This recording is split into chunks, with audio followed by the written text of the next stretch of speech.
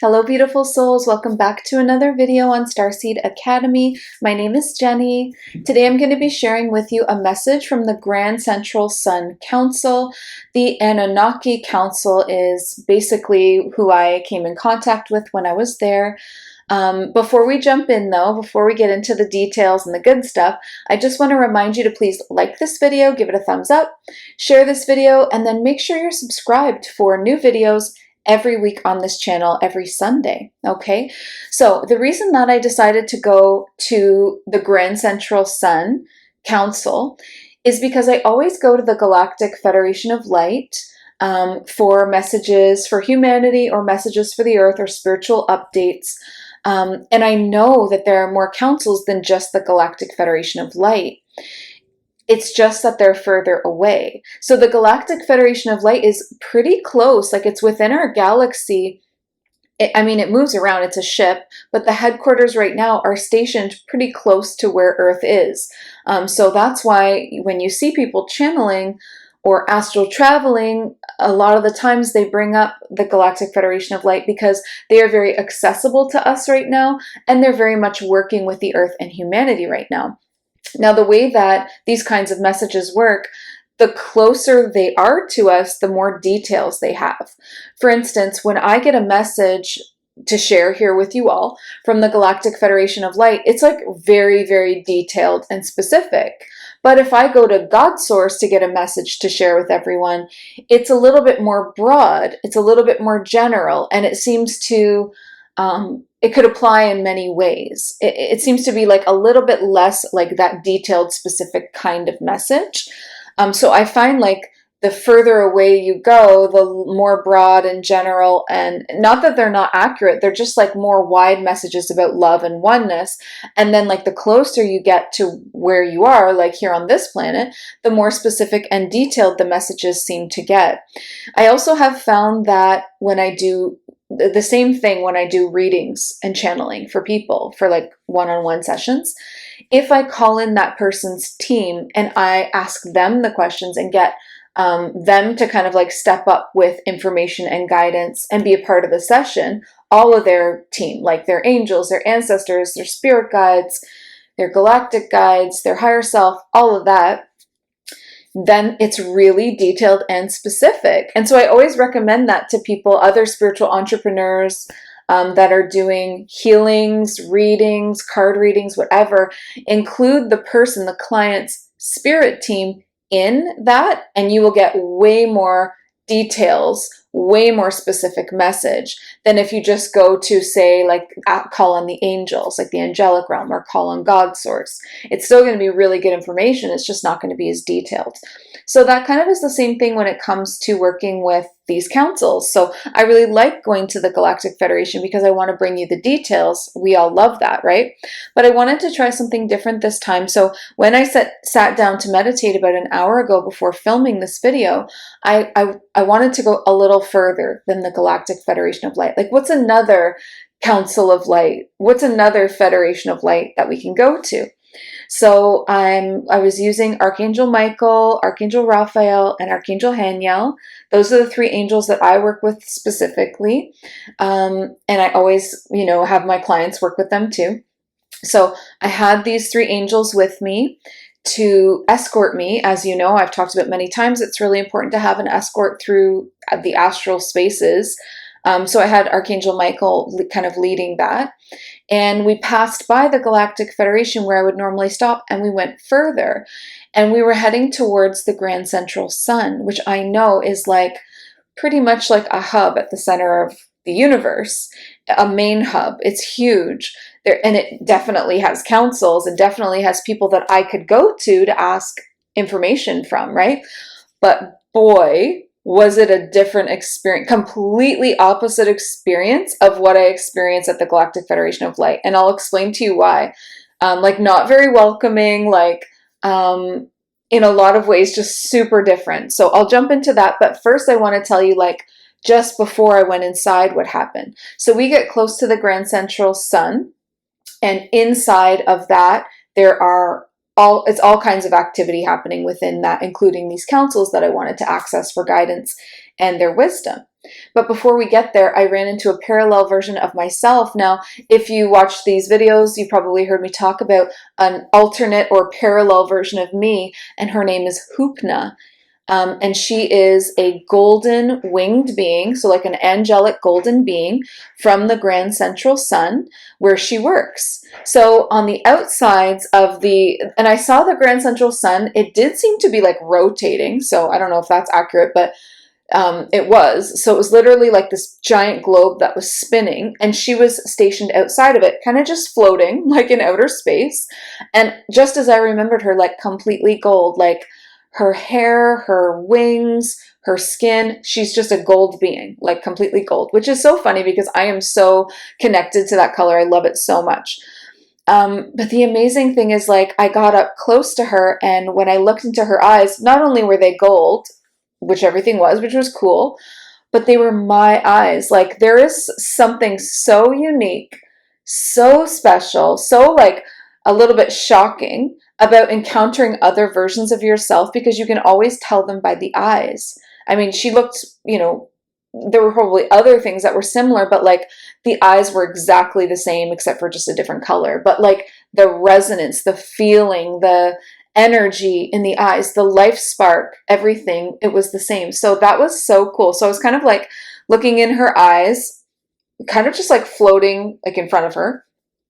And she was looking back and like kind of smiling a little bit. And then I put my hand up like this, and then she very slowly raised her hand and put her hand on mine. And I could feel like, because I'm astral traveling, right, when I'm doing this kind of thing, but I could feel on my human body, like on this end on Earth where I am, like the reverberations of that energy pulsing into my hand. And then she kind of like curled her fingers down like this, and then we were like, the energy was like pulsing through my hand. It was so cool. Like, we were holding hands for a sec, and we just kind of have like a bit of an interchange back and forth, like between each other, which was, telepathic, and kind of said so much without saying anything supportive wise, which was really amazing. So then I go inside this spinning globe that is like the Grand Central Sun, and I go in, and it just seemed effortless to get in. As soon as I thought that I wanted to be inside, suddenly I just was inside. And I find sometimes that like teleportation is kind of how astral travel works. Like, a lot of the time you just have to think of where you want to be, and then you're there. So I kind of thought, oh, I'd like to go inside now, and then I was. So I go into this meeting room, and it was similar to at the Galactic Federation of Light. There is a meeting room that I talk about here all the time on this channel, where there's like a horseshoe like shaped amount of like desks, like, so you can walk in where the horseshoe is open, and then kind of almost feel surrounded by all these different leaders of different star nations. And I mean, these seats are not always full or anything, but sometimes they are. And then sometimes there'll be a smaller group just on the floor standing, waiting for you, like expecting you. And they're always, at the Galactic Federation of Light, they are always so welcoming and so happy to see me, and like always make time. Like, I feel like I matter, which is nice. Like, what I'm doing matters, my Earth mission, and they want to contribute and all these things. This was not the case at the Grand Central Sun. So I get there, and it felt like a really similar room, that whole like horseshoe feeling where I kind of walk in, and then like I'm surrounded by like other beings, but they were huge, like huge. I was basically like an ant, and that was like me, and then their feet started. Like, I was just maybe not even as tall as their foot. They were so huge, so I couldn't really see their faces because I was so small, and like my perspective was super, it threw me off. Like, it was super weird. So I could hear them having a conversation amongst themselves, like telepathic murmuring, I suppose. And I was just this like itty bitty tiny little thing that walked in and then looked up and then was like, oh. I was like, how am I going to get their attention? Like, how am I even going to chat with them? So, and the way, and I feel like some of them noticed me and then immediately just dismissed me. Like, I was just clearly not worth their effort. Like, who was that? Or like, literally like an ant. Like, it was just, I was so not worth the effort. So I tried to send my voice, like, again, this is all telepathic, but send my voice up towards where their heads would be as loud as I could.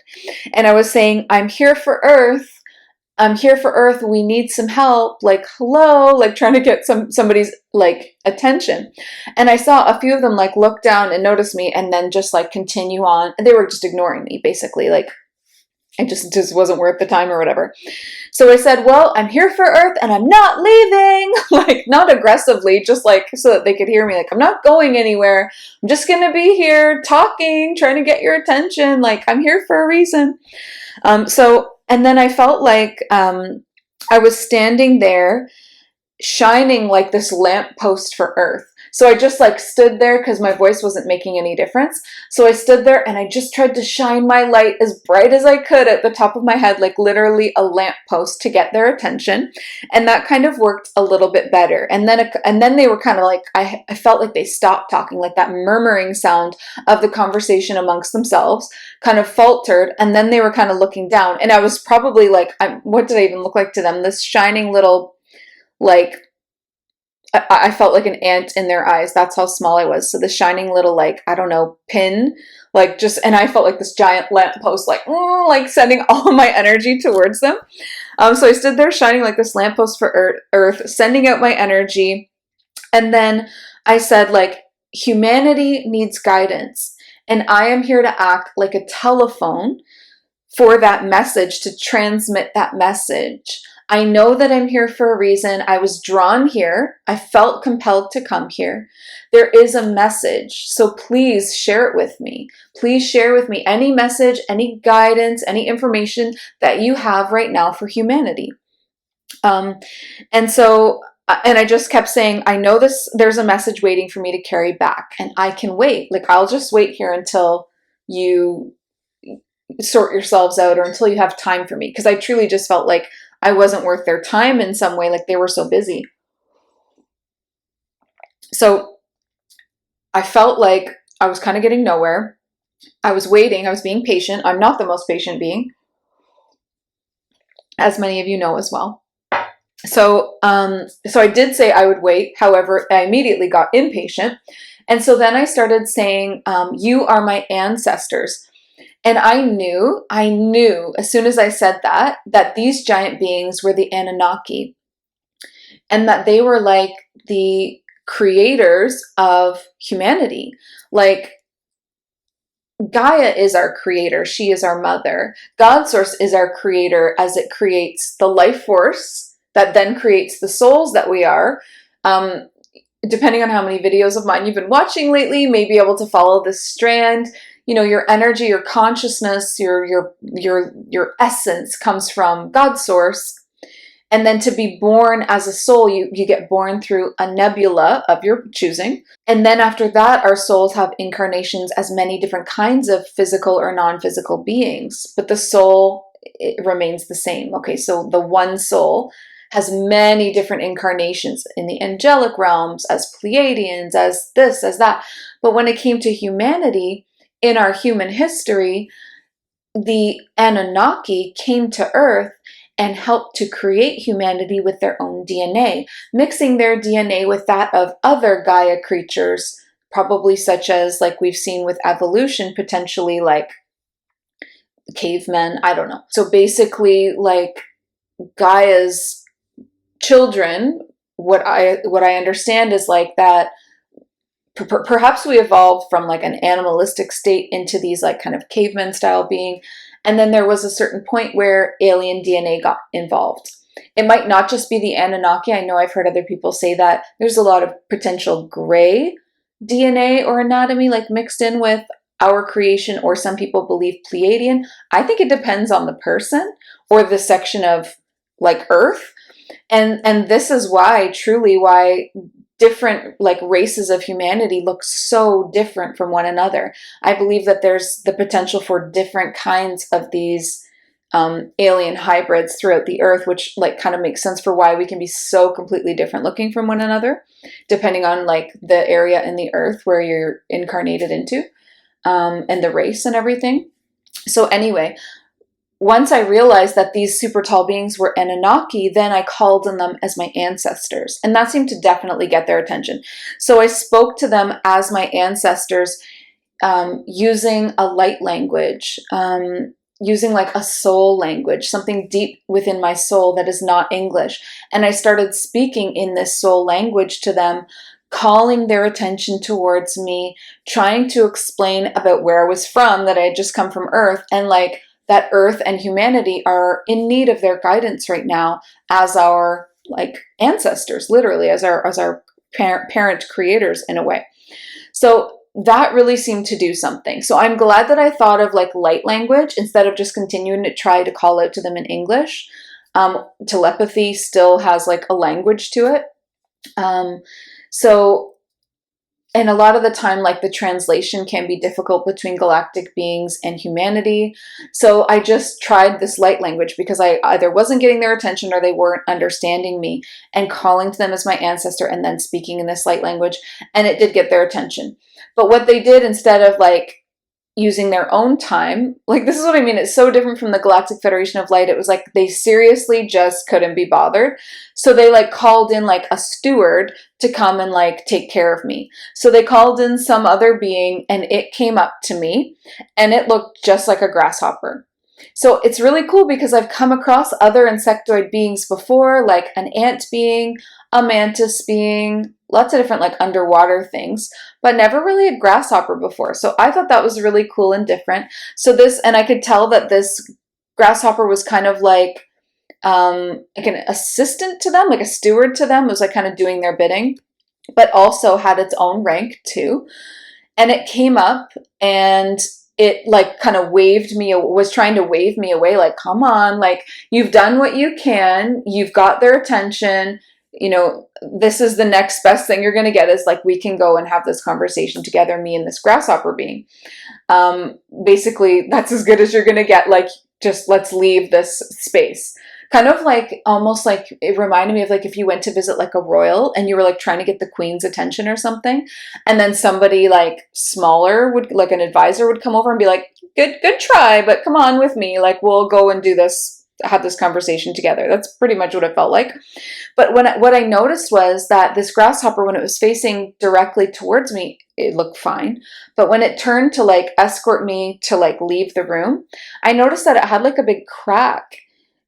It looked like this, I don't know, like a wound or a crack in its head. And I was like, oh, well, let me see if I can help you with that. And I have no idea why I even tried to do that. But I just felt like I could absolutely like heal this crack in its head. And I was like, oh, let me help you. So I placed like a hand, maybe both hands, over this being's like head. And I started speaking in a healing light language that I learned from Archangel Haniel. And I started singing this healing song that she taught me. And I was like putting my hands over it and sending so much love from my own energy, like so much love from my heart, so much healing energy, giving from my own supplies of light and love to be of assistance to this being that I just met, to heal this piece. And it worked, and it like healed over. And then I could see that it was like, this grasshopper being, it was a masculine being. I did not get a name yet at that point, so I didn't really know who I was dealing with yet, but I could see that he was kind of like startled, like, oh, and I could see he kind of like moved his head, and I was like, okay, let's go, like, let's still get out of here though, but whoa, like that was unexpected. And like he was like a little bit like taken aback by that. And I was like, oh yeah, okay, no problem. Like just doing my thing. Like I do this for people all the time. No biggie. Okay. So I'm just reading from my notes so that I don't forget any of the parts. One sec while I change the page here. All right. So I will say that not only did that like surprise the grasshopper, but it actually got the attention of the Anunnaki beings as well. And I could feel, not so much with words, because they kind of seemed like I said, their voices were like so far away. They were so much bigger than me. I couldn't really make out anything that they were saying. It all just sounded mumbled. But with telepathy, you can get a feeling of the intention or the emotion behind something. And I did get a feeling of them being like, huh, like that is what the, what kind of word do I want to use here? Like what evolved humanity is supposed to be like giving and healing and welcoming and open. And I think I just like represented that really well. And without even really like thinking about it, right? And then as soon as I sat down, this grasshopper being took us to like a little, I think it was an office or wherever he was comfortable that he spent a lot of time. And it was like it looked like a dome of glass on the side of a wall, but really big. And you could like sit there and it was like sitting in space. Like it was a little unnerving because I'm weird about heights. It was like there was no floor, or like you could see the door to the main building on the side, but you were kind of just like, it felt like you were in outer space because the glass was so clear. But he was really comfortable. And when he settled in, then I kind of just got comfortable too. But anyway, once we sat together, he like confirmed for me that my actions since I had arrived really represented the qualities of endurance, like not giving up, courage, compassion, humility, and kindness. And that he was really pleased to meet an earthling and to have all of these things that he knew about earthlings be confirmed for him. And I was kind of like, I don't really think of myself as an earthling. I'll take that. Like that felt really good. And that is how I acted. And that's a great representation on Earth as well. Like, because when we go out into these meetings, you have to remember we're representing Earth. So you need to keep that in mind in your actions and in your behavior. Like you are representing the planet that you're on currently. That's where you're from, right? So, and more of that will come up later.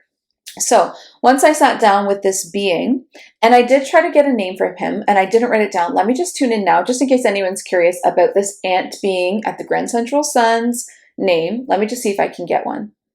And remember, it's an English translation when I do. Let me just tap back in for a sec. So it sounds like Dharma, but it's not Dharma. It's like the letter J, like Jarma. But it sounds like a hard J, like Dharma. That's what his name was. So like, yeah, so the word Dharma, but like Jarma. That was kind of like the English translation of what his name was. And I should have wrote that down, but I remember that name coming to me before. So then as soon as we sat down, he was kind of asking me like, so like, what are you trying to be so persistent about? What are you needing or wanting? And I just said, like, humanity really needs help right now. We really need some guidance. And I am here, like I said, to the Anunnaki, to carry this message back home. So I'm here looking for guidance. I'm here looking from higher beings, higher resources that have that higher perspective and can look down on the situation in a different way than we can. What can you share with us about the situation that we're in, how we can act? What actions can we take? Like anything, basically, like what's going to be helpful, right? So the first thing that he did was show me a vision of Earth. So I feel like he pulled it up between where, like we were sitting across from each other, he pulled it up so effortlessly as like a holographic vision that looked three-dimensional. And suddenly there was this tiny little Earth like circling between us, and it was so bright. It was this beautiful bright blue circling thing, and it was shining. It was shining a light, like it has its own light that it's shining, like energetically or spiritually speaking. But all around the Earth were these, as I know, and I think I spoke of this, I've spoken of this in a few videos, but I did speak of this in the last video, were these off-world shadow beings. And to see them the way that he viewed them, they look like, the movie where there are those big worms that come from underground? Sand. Oh, somebody please tell me in the comments what this movie is. There was like 3 of them. Oh, what is it? The big worms that go underground and then they pop up and then they eat people, like those giant worms. Sand something? I don't know what I want to say. Sand. It's going to bother me, but I'm going to check the comments. Please, someone help me. Someone help me right now. What are those giant worm movies? Okay. One of those, like they feel the vibration, they come like blasting through the surface. Okay. That's basically what these shadow beings look like. I've never seen them look like that before. But again, this is why it's so powerful to get perspectives from other higher beings. Because in my eyes, whenever I see the shadow beings, they're very non-physical. They're like, like shadows, like shadow beings. They literally look like black shadows. If this was like the little earth, they're like hovering, and they're big, and they're like kind of like hovering over the earth, and there's like at least two of them, if not more, and they're like so big, and then the earth looks so little in comparison to these beings, right? Just huge. And they are what I've talked about being like the puppeteers of the smaller, darker beings that are actually like incarnated on earth, which everybody talks about, like the reptilians or the Illuminati, or maybe I shouldn't say some of these hit words because YouTube, I don't want to get censored, but those kinds of like darker beings are at the bottom of the pyramid of power. So there's this pyramid, and the puppeteers are at the top, and they kind of like control all the smaller little minions of dark entities, dark energy, dark beings, beings that have taken over human forms, beings that are living in inner earth, all, you know what I'm talking about, okay? So, but when I saw them through the eyes of Dharma, this like galactic, like grand central sun being, this beautiful grasshopper, they look like these worms, those big like earth sandworm things. So kind of like fat and rolly, with like big open teethy mouths. And there was two of them, and they were like kind of like shrieking and like looking over earth. Somehow much less scary though than like a shadow being. Because like now, because, and I hope that this is going to make sense the way I'm going to try to describe this.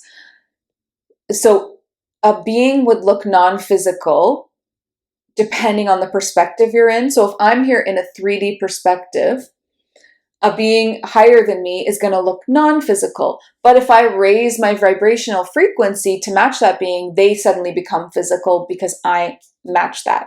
So that's why worlds, like when we went to, I took my membership group to Venus to go and see their community and all of this. And I was trying to explain to them, like, this all looks really physical. The buildings, everything looks very physical because we are in astral form right now. So we are kind of meeting them on a higher frequency where everything then matches. But if we were like a human in our human body in the 3D frequency, all of that would be like air that you could just put your hand through. So physicality is not set. It also depends on frequency. So you kind of have to, like, if you want to align to a physical realm like Pleiades, although that's kind of not a great example because they're pretty close to us, but like say like a 10th dimensional world or something, you would have to raise your frequency up to match 10D in order for it to appear real to you. Otherwise, it's going to be like a dream, like effervescent, non-physical, okay? And I hope that makes sense. So why that's important is then because this higher being showed me his own perspective, and these became very physical, these crazy worm things. So it's almost like they're like dark parasites then, which again, for some reason, that just seems like a lot less scary to me and less demonic. They're not these like shadow beings, like are so ominous. They're just like fat worms that are trying to like suck energy out of the earth. That being said, one thing I also saw in that vision, I was going to try to draw this for you guys, but I don't even want to pretend like I'm an artist. So again, in this holograph, there was this little blue marble of earth, fat worms with these big open mouths kind of shrieking. And then at the bottom of the worms, like tubes going into the earth.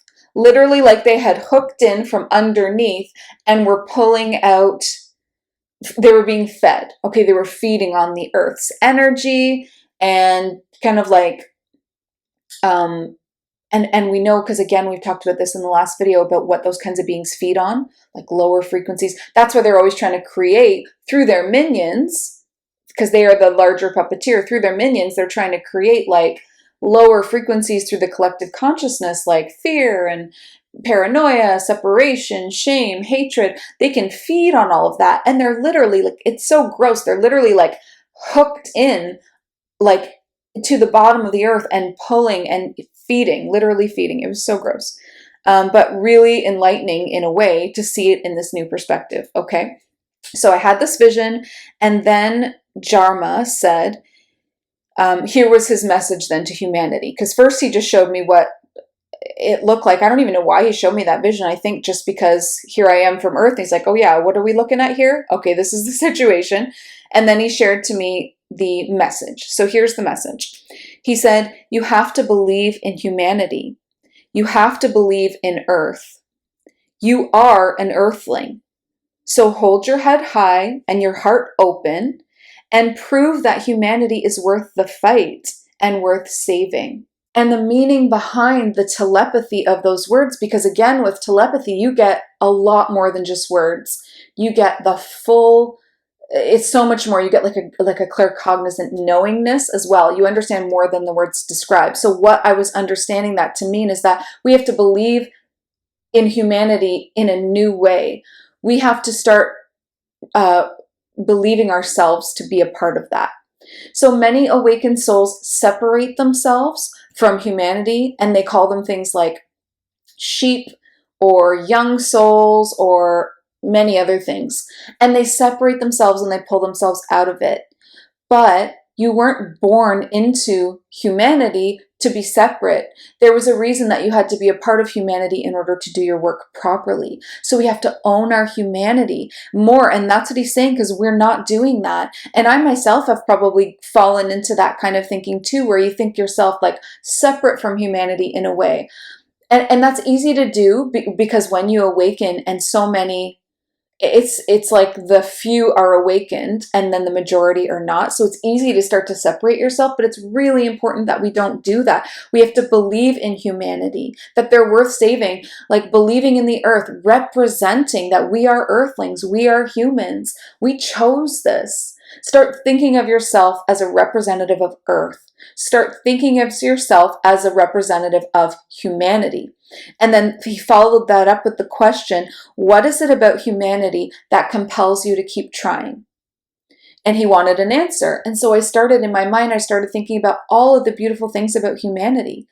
Like we are so, yes, we are roller coasters of emotion, probably some of the most emotional beings out there in the universe, but that's also a strength.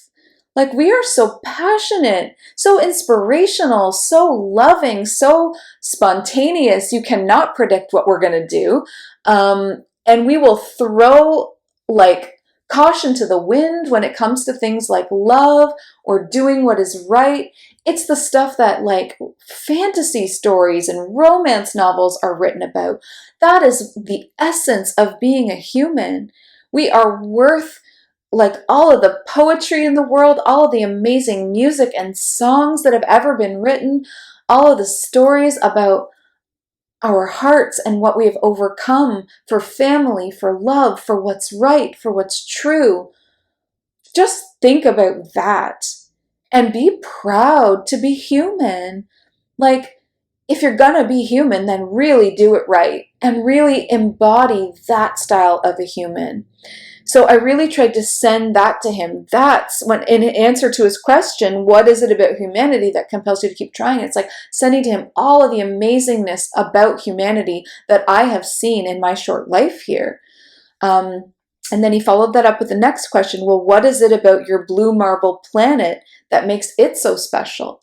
And so again, then I'm closing my eyes and I'm trying to project with all of my emotion, all of my human emotion and my heart and my feeling, like everything about this planet that has just blown my mind, like all of the green, the trees, the nature, the waterfalls, the butterflies, the delicateness of it, the vulnerability of it, yet the strength of it when you see these little flowers coming up through pavement, little weeds and little wildflowers like finding their way up through like literal pavement. It's like they're so vulnerable, they're so delicate, yet how are they so strong? And like just the wisdom of plants and nature, not to mention the animal kingdom. Like, don't even get me started on how much I love and respect and cherish and want to protect the animal kingdom. They are as pure as babies. Their intentions, like their energy, everything is just so much purity. And there's so much variety in the animal kingdom. Like, it's literally like you could be here, I don't know, so many lifetimes and not even see it all. The beauty, the sound of the forest, the sky at night, and the stars, the sunsets, elephants like giraffes, the ocean, just everything. Like there's so much to answer that question with. Then he said, can you integrate your love into the experience? So taking all that I feel about the blue marble planet that he called it Earth, taking all of the ways that I feel about humanity, can I take all of that love and respect and awe and then channel that into my experience of being an awakened soul that knows they're in a human, not really a human, and is here to like try to help free humanity? Can I use that in the mission somehow? And that seemed really important, right? And it does, right? And then he said, be awakened, yes, but do not remove yourself from the experience. And that is exactly what I'm talking about. Like sometimes when you are so awakened, it becomes very apparent that you're playing a role or a character inside the human. Like I know that I'm playing the character of Jenny, but within I feel very different than that. I feel very multidimensional. I feel very like more than that. And he's saying, okay, be awakened, yes, but do not remove yourself from the experience. Instead, use that awareness to enrich the moments of the experience. So he's talking about presence, being present in the present moment. Use that awareness to be even more present, to not overshadow the experience, to not overshadow the moments with that amount of awareness and that level of awareness, but to use that level of awareness to honor the present moment that I'm in. That's a really big switch in perspective. Okay, so I am a very much unawakened soul in a moment when I'm maybe, especially when I'm around other people that maybe don't feel like they understand me or aren't on this level of awakening. It's very easy to like separate in a way. You almost even leave your body in a way. And he's saying like, no, don't do that. Use that awareness and then plug it back in. Like plug back into the system, into the humanity program, like somehow plug it back in. Because you can share things through the collective consciousness when you connect with it, but it will also plug you in to being like, basically, instead of an awakened soul in a human, being an awakened human. Putting those two things together to create the new evolved human. That's what we're here to do, to evolve humanity, to be the awakened human, not to be separate from humanity. So we really hope that that point is really resonating with you. So he said, an awakened human is powerful, wise, giving, compassionate, forgiving, and strong. Do not alienate yourself or others. Instead, unify all of humanity. So unifying humanity would mean to start viewing yourself as a human, and to start, but as a leader of humanity, as a leader of a representation of the new evolved human, the awakened human, where we're headed in our evolution, because we are evolving, right? It's not just a spiritual evolution. When we get into 6D energy, it's very much a physical evolution as well. We're taking it all with us, okay? So he's saying that an awakened human is powerful, wise, giving, compassionate, forgiving, and strong. All the things that I was feeling that I loved about this place, Earth. And he's saying, use that, but do not alienate yourself or others. You alienate yourself by pulling back out of the experience. You alienate others by judging them as not being as evolved as you, calling people sheep or asleep or this or that. And it's like, don't do that. Don't create separation. Unify. We are not here to create more separation, separating ourselves or separating through judgment or through perspective. Like really, let's keep in mind there is separation happening that we don't even realize we're doing, but we need to unify. So that was a really powerful message, to unify all humanity. He said, represent each faction of humanity. Relate yourself to each stage of growth. Leave none behind. So when he says relate yourself to each stage of growth, that reminds me of a lot of sessions I've had with different clients where they're being told that they are for this particular phase of awakening or that particular phase of awakening, because we need someone there for all of the different stages, for the newly awakened, for the dark nights of the soul, all the weird stuff that happens in the middle, for the advanced awakened. We need leaders across the board. Because more and more and more souls are going to be waking up and going through this. And we need people stationed, ready to go at every experience of that awakening, especially at the beginning. So if you're, staged at the beginning of an awakening where like the kinds of services that you're offering can't get too metaphysical woo-woo, they need to be pretty grounded because people won't accept them at the beginning of an awakening. They're just starting. They need what feels like logical still, right? They need a lot of that, like, you need to ease into some of this stuff. It's really important to have people stationed at all of these different phases of awakening. So he's saying to relate ourselves to each stage of growth, like find leaders for every stage of growth, leave none behind. So super powerful. Then he said, then once we unify in this way and we get this like powerful teaching and learning flow happening of energy of the newly awakened to the, coming into their own, finding their gifts, unlocking their Akashic, going through the dark nights, letting go of things that are not aligned, following soul nudges. There's all these stages that you need someone for you need specialists almost for each of these phases, including the advanced people learning to, get into their advanced psychic gifts, channeling, and then turning around being of service to others. So that's what I like to teach people to do, to channel, to use their psychic gifts, to figure out what their specific soul gift is that they came here with, to then be of service, to use that in service, right? He says, then when all of that is flowing and we are all working together and we are all unified and there is no one left behind, then you become your own star nation, right? Isn't that so powerful? And we get to then to represent Earth. Like at the Galactic Federation of Light, there are leaders from every star nation, but there's no earthling leader there. There's a Council for Humanity, which is all kinds of beings that are working towards the freeing of humanity, the freedom and the evolution and all of that. But we should be representing ourselves. We need to get ready to be that. He's saying, then you become your own star nation with participation and representation. So then we have a seat on the council. We represent Earth. We represent humanity. We become a power and a force. And we support, instead of judging people who are not awakened, we then support them through that phase. And we just continue to support them. And that support will like quicken the process. And the more people that are awakened, the less those gross worms hooking in and draining the energy and feeding off of us, they won't be able to anymore.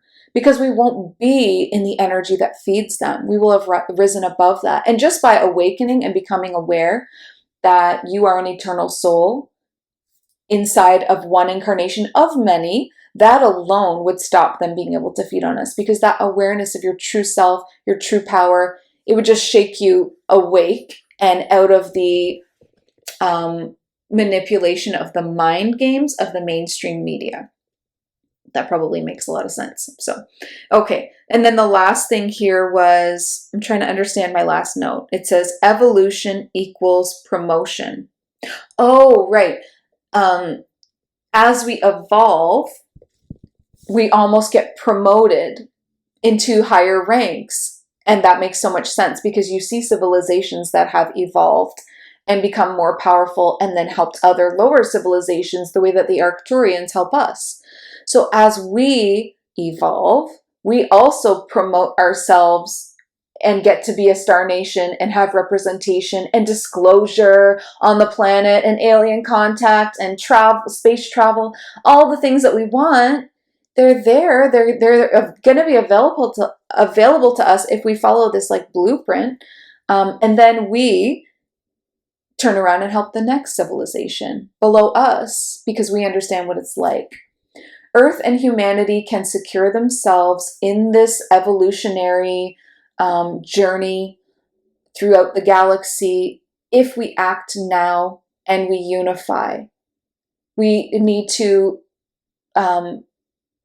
protect ourselves against the separation that is being like pumped in for us to believe in. Separate, we will never achieve this. He was all about unity and unifying and starting to view ourselves as humans, as earthlings, as representatives, being proud of that and embodying what an evolved human would be like. what an awakened, evolved, new human, what does that look like? Be that. Be a representation of humanity and Earth. Be proud of where you're from. You chose to, again, be born into this planet and into humanity for a reason. You're there for a reason. It's time to unify. So there's a lot in there for us to work on, for sure. To really believe in humanity, to really believe in Earth. And those questions that he asked me, I really want to leave you with, I really want you to meditate on your own answers to what those questions would have been. And again, those questions were, what is it about humanity that compels you to keep trying? What touches you? What makes it special to you? What is it about humanity that compels you to help? And then also, what is it about Earth that makes it so special? And then can you integrate all of that, plus your awareness, and plug it back into the experience that you're having instead of separating yourself? So I just thought this was really powerful. I'm super grateful for the experience. It started off weird, like with the Anunnaki just giving me 0 time of day and like not wanting to talk to me at all. And me trying so hard to get their attention and having to like call on them as my ancestors. Like, I call on you, you are my ancestors, you have to listen. And then trying to speak in their own tongue. And then finally being given an advisor that could like take me and actually like have this chat with me. So thank you so much to Dharma, that beautiful ant being that came through for me, and to the Grand Central Sun and its councils. And I'm just going to leave this here, I guess, and see what you think. Love checking out your comments. Plus, what was that movie with the worms? Oh my God. I'm probably going to Google it after this, but I'm sure somebody will beat me to it and have it in the comments already. I hope that you do. And I guess that's it. I'm going to leave it at that. If you are looking, though, to like for that feeling of belonging somewhere, to represent humanity, to become a leader, to come into your own gifts, really ready to get on your path towards your highest timeline, I just want to shout out to my membership. First of all, join the membership. We are doing so much in there. We are doing channeling, like I'm teaching channeling, light language, astral travel. I'm doing group readings. We're doing healings. We're doing activations to like 60 human blueprints, activations of your multidimensional wings, activations upon activations upon activations. It is going to change your experience here on Earth. It is so powerful. I cannot recommend it enough. And then beyond the membership, I would recommend my newest course that has just launched. It is called Unlock Your Highest Timeline. You can find a link to it in the description of this video. Unlock Your Highest Timeline is, it speaks for itself in the title. Are you ready for that? Are you ready? Because I have guided hundreds of people to their highest timeline, to that energetic escalator that whisks them up. And what is waiting for you on your highest timeline? All the good, like all of the like soul purpose, earth mission, fulfillment, contentment, getting on the path of your mission, getting on the path of abundance, infinite abundance flowing in, all of the love in your relationships and the harmony, all of the health in your human body. Your highest timeline is literally all the good. So I'm doing this huge 9-week course to cover all of these different sections of your life, like, career, and that being like your earth mission and your soul gifts and stuff, and how you can be of service. We should say service, not career, but it is the same thing. Relationships and harmony, and all different kinds of relationships too, not just romantic. Okay, so all of the relationship, including the relationship with yourself.